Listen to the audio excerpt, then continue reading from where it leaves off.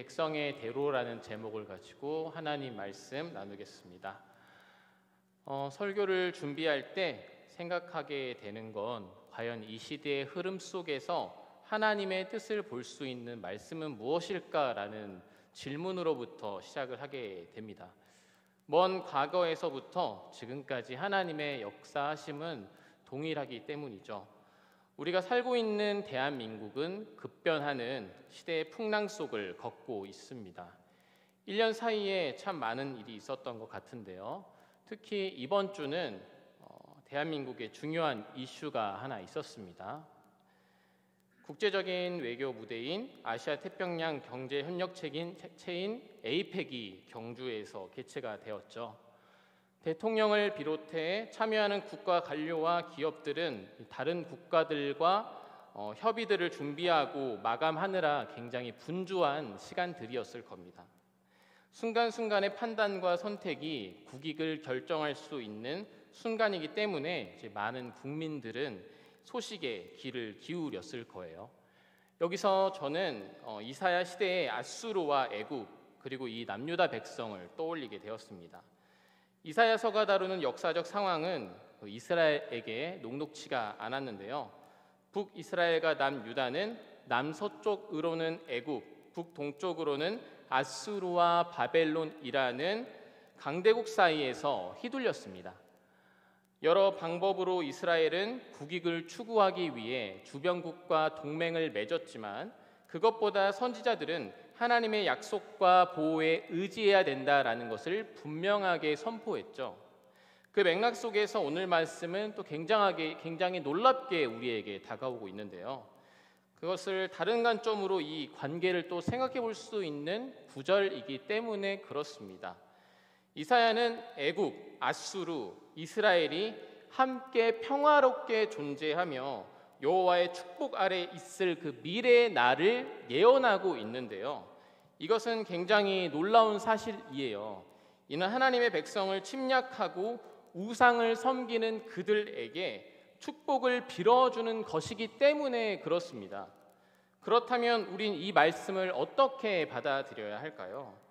이 대한민국의 상황을 생각하면은 마치 이 강대국의 모습이 미국과 중국을 생각하게 합니다. 자, 그렇다면 더 나아가서 누구의 편을 들어야 되는 것일까요? 누구의 편을 드는 것이 하나님의 뜻일까요? 인간은 참 편 나누기를 좋아하는 습성을 가지고 있습니다. 올바르고 공정한 수단과 방법보다 네 편, 내 편에 의해서 공동체가 구성되는 것을 보게 됩니다. 수천 년 동안 생존을 위해 경쟁을 했던 모든 집단은 자신들의 공동체의 존속을 위해서라면 수단과 방법을 가리지 않는 존재이죠. 집단을 결속하기 위해서 우리는 저들과 다르다며 집단의 정체성을 경고히 하거나 특정한 대상을 적으로 삼아 충성을 증명하는 방식의 생존 방식이 굉장히 일반적이었습니다. 이러한 모습을 따르는 것이 바로 세상의 신앙인 거죠.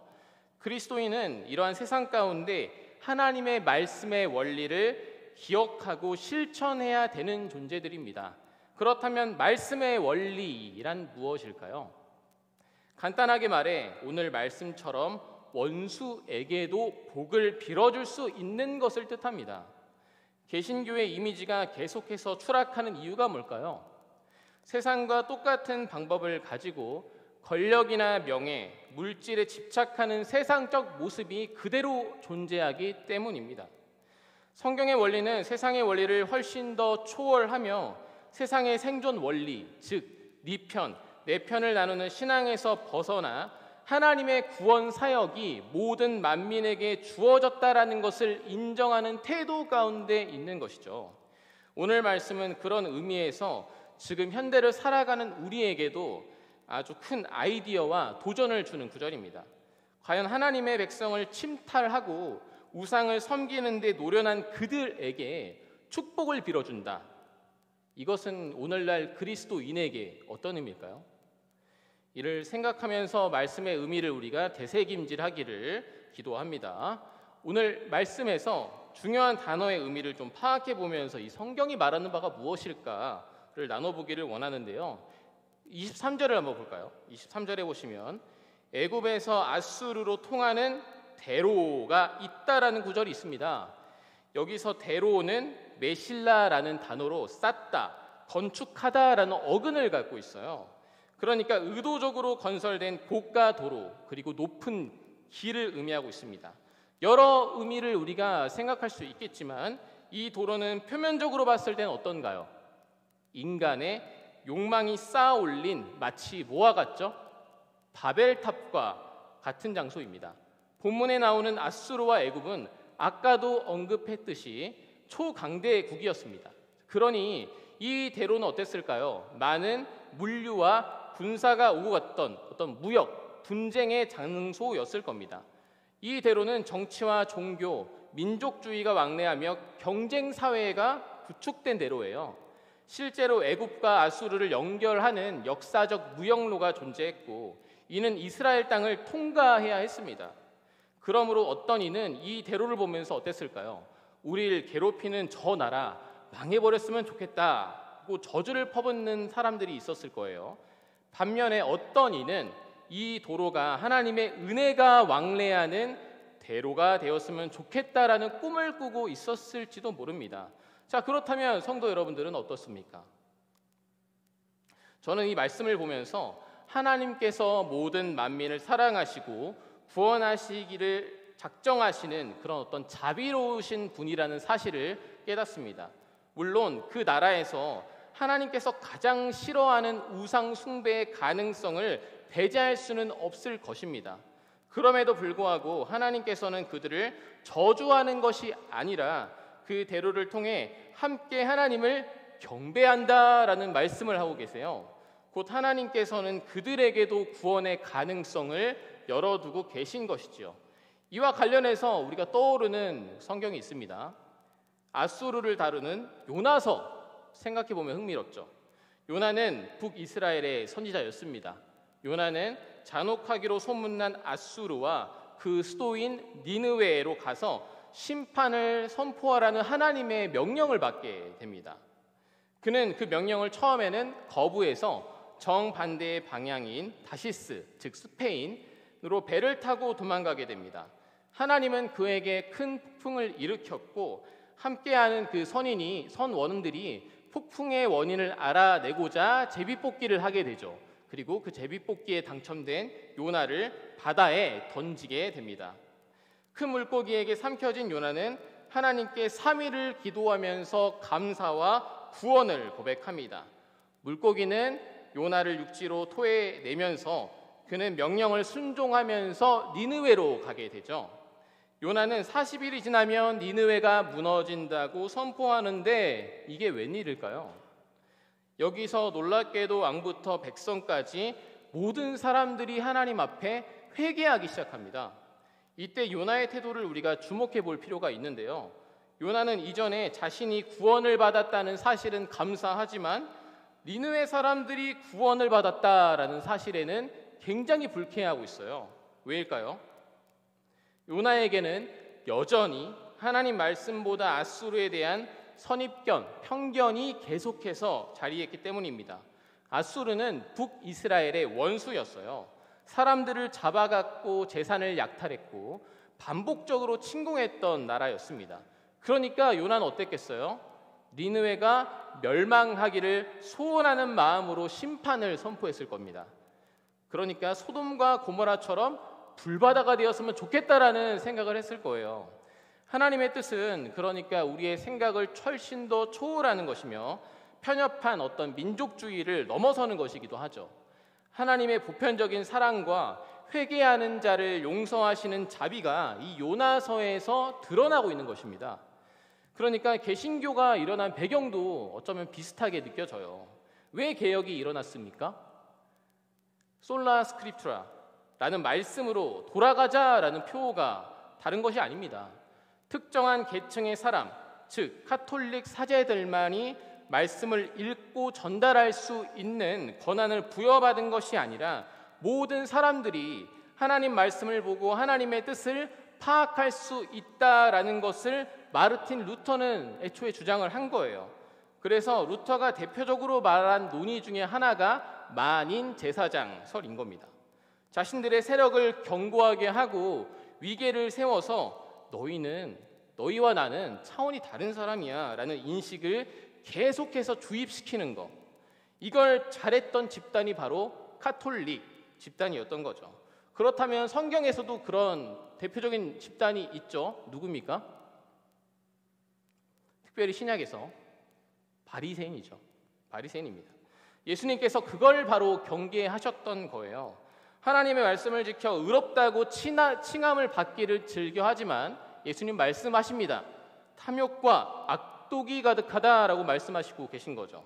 말씀으로 돌아가는 것이 아니라 세상으로 돌아가고자 하는 것이 우리의 모습일 수도 있다라는 것을 예수님은 계속해서 지적하고 계신 것입니다.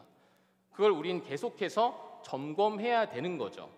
스스로를 개혁한다는 것, 말씀으로 개혁한다는 것은 그 위선이 나에게도 있는지를 계속 들여다보는 것입니다. 그리고 오늘 말씀에서 충격적인 구절은 25절에 있어요. 25절 한번 같이 읽어볼까요? 25절 시작. 이는 만군의 여호와께서 복 주시며 이르시되 내 백성 애굽이여 내 손으로 지은 아수르여 나의 기업 이스라엘이여 복이 있을지어다 하실 것임이라. 자, 어디가 가장 충격적이십니까? 여러분들이 보시기에 가장 먼저 이스라엘 얘기하지 않아요. 맨 먼저 애굽을 내 백성이라고 표현을 하고 있습니다. 이 내 백성이라고 표현된 이 단어는 아미라는 히브리어 단어인데요. 구약에서 가장 근원적인 그 언약 관계를 표현할 때 쓰여진 단어예요. 자, 이 말은 우선적으로 이스라엘 백성에게만 통용되었다라고 생각했던 그 표현이었습니다. 그러니까 대표적으로 출애굽기 6장 7절과 레위기 26장 12절에 이렇게 말을 하는데요. 내가 너희를 내 백성으로 삼고 나는 너희 하나님이 되고 너희는 내 백성이 될 것이라가 그렇습니다. 애굽에서 직접적으로 이 표현을 사용한 것은 하나님의 축복이 이스라엘 민족을 넘어서서 이방인에게도 적용된다라는 사실을 더욱더 적극적으로 말씀하고 계심을 의미하고 있는 거죠. 이스라엘 백성들에겐 요나와 같이 충격적인 말씀 아니었을까요? 그런 느낌이었을 것 같아요. 한편으로는 막장 드라마 보면은 이제 출생의 비밀을 이야기하는 어떤 그 부모님 있잖아요. 그런 드라마에서 보면 그 출생의 비밀의 대상은 어떻습니까? 보통은 원수 같은 사람이죠. 내 백성이라는 의미는 그 이스라엘 백성들이 참 받아들이기가 어렵지 않았을까라는 또 생각이 한편으로 듭니다. 자, 그리고 애굽 바로 뒤에 아수르에게는 뭐라고 표현을 하고 계시죠? 내 손으로 지은이라는 표현을 하고 있어요. 이 단어에서 내 손을 의미하는 이 마야세라는 단어는 작품, 행위, 제작물이라는 의미를 가집니다. 이사야 시대의 주요 위협이 되었던 이 아수르를 주님은 자신이 창조했다라고 말씀하고 계신 거예요. 하나님의 창조는 모든 만민에게 미치고 있으며 적대적인 민족일지라도 하나님의 구원 사역을 이루는 데 도구로 사용되고 있음을 우리가 보게 되는 거죠. 그러니까 토기장이는 그 목적에 따라서 여러 그릇을 만들고 용도에 따라서 얼마든지 사용할 수 있는 것이죠. 그러니 우리는 하나님의 뜻을 쉽게 판단할 수 없는 것입니다. 하나님은 우리의 생각보다 훨씬 더 크시기 때문이고 모든 것은 하나님께서 주관하시고 창조하셨다라는 사실을 오늘 말씀 이 야수를 통해서도 볼 수가 있는 것이죠. 자, 그다음 마지막에 25절 이스라엘을 나의 기업으로 표현하고 있습니다. 이는 이스라엘과 지속적인 관계가 있음을 뜻합니다. 기업이라는 단어가 그렇죠. 아브라함으로부터 선지자를 거쳐 오는 약속이란 기업의 최종권자인 삼위일체 하나님의 사역이 점진적으로 이루어진다라는 사실을 우리가 보게 되는 것이죠. 우린 그 언약을 예수님을 통해서 확연하게 보게 되는 거예요. 그러나 언약 백성으로 선택을 받았지만 그들은 많은 사람들에게 주어질 그 기업을 자신들만 독차지하고 싶었던 어떤 욕망이 있었습니다. 그 욕망을 또 가장 잘 드러냈던 그룹이 누구였습니까? 바리새인, 서기관 이런 율법 학자들이었던 거죠. 그래서 그 사람들이 바로 예수님을 부정하고 죽이는 데까지 이르렀던 것입니다. 그 욕망으로 인해서. 그래서 그 오늘 말씀을 또 통해서 생각해 보는 그런 신약 성경의 사건이 하나 있어요. 그 예수님께서 유대로 떠날 때 갈릴리로 가실새 사마리아를 통과했던 길에서 벌어졌던 이야기죠. 일반적으로 유대인들은 사마리아를 우회해서 가야 했어요. 역사적, 종교적 적개심이 있었기 때문입니다. 북이스라엘이 아수르에 의해 멸망을 당했을 때 아수르는 이방인들을 사마리아로 이주를 시켰습니다. 남은 이스라엘 백성들은 이방인과 혼인하면서 이 혼혈 민족이 형성이 되죠. 종교적으로 분열이 또 있었습니다. 예루살렘 성전을 거부하고 자기들만의 성전을 세웠으며 모세 오경만을 인정하고 나머지 구약 성경을 거부했던 그런 신앙관이 있었죠. 그러나 예수님은 역사의 맥락을 근데 지금 뒤집어 버리고 계신 겁니다. 예수님은 이렇게 말씀하시죠. 유대를 떠나서 다시 갈릴리로 가실새 사마리아를 통과하여야 하겠는지라. 예수님은 역사적 종교적 적개심에도 불구하고 사마리아를 통과해야겠다라고 말씀하고 계세요. 사마리아인을 결코 구원해서 배제하지 않겠다라는 말이죠. 사마리아는 동서남북으로 여러 민족이 만나는 지리적 역할을 하고 있었다라는 것을 우리가 또 동시에 생각해 보면요, 사마리아를 통과하는 것을 통해 모든 사람들에게 구원을 전파하고 화평을 선포하시는 예수 그리스도의 사역이 또한 적극적으로 드러난다는 것을 우리가 살펴볼 수 있습니다. 그리고 여기서 주님은 누구를 만나시죠? 사마리아 여인을 만나게 됩니다. 이 여인은 또 어떤 여인입니까? 남편이 5이나 있었던 어떤 불결하게 취급받았던 여인이었죠. 이 여인은 사람들의 눈을 피해 아무도 물을 들어오지 않는 무더운 정오의 우물을 향합니다. 물을 달라는 예수님 앞에 그 여인은 깜짝 놀라서 어떻게 사마리아 여자인 나에게 물을 달라 할 수 있느냐라고 반문합니다. 유대인 남자가 사마리아 여인에게 말을 건다는 것조차도 상당히 이례적이었던 거죠. 게다가 사마리아인들이 갖고 있었던 예배에 대한 인식 또한 예수님께서 바꿔 놓으셨죠. 그리심 산도 아니고 예루살렘이라는 장소에 제한을 받는 것도 아니고 영으로 예배한다는 사실을 말씀해 주셨습니다. 이를 종합해 보면 하나님은 나라와 민족이 아니라 마음의 중심을 바라보고 있다는 사실을 우리가 발견할 수 있는 것이죠. 자, 오늘 본문 말씀을 통해서 저와 여러분은 생각해 봐야 합니다. 예수님은 말씀하셨죠. 원수를 사랑하라. 그 말씀 앞에서, 그리고 하나님의 광대한 자비 앞에서, 그리고 우리 앞에 놓여진 세상이란 대로 앞에서 복음을 전파해야 하는 것입니다.